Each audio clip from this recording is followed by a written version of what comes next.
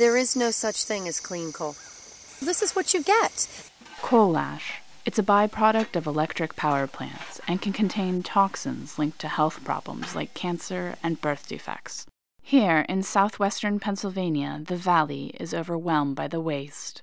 Federal law forbids dumping many kinds of chemicals, but not coal ash. The results?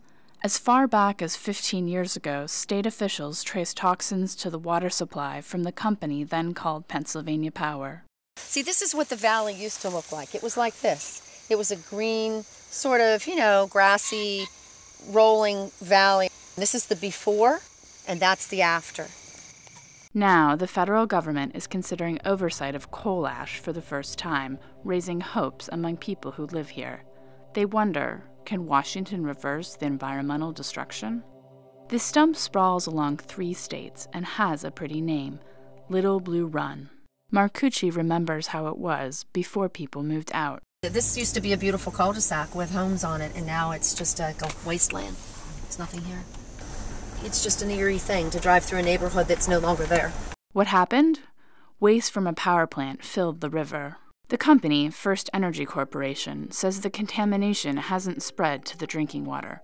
And, the company says, it is monitoring leaks to prevent any health hazards.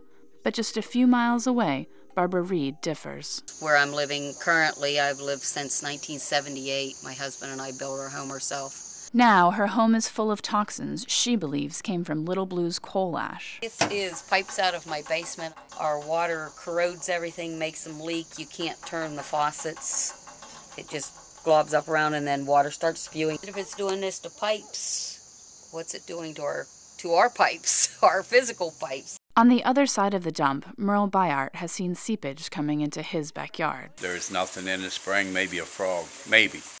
And on the Ohio side of the dump, a large dam is all that is holding back the ash from spreading further. Residents are upset. There's nothing here, okay? And it seems like stuff like that, we get all the garbage. I mean, what's it take? A whole city to die for people to wise up in higher government to say, hey, there's a problem here.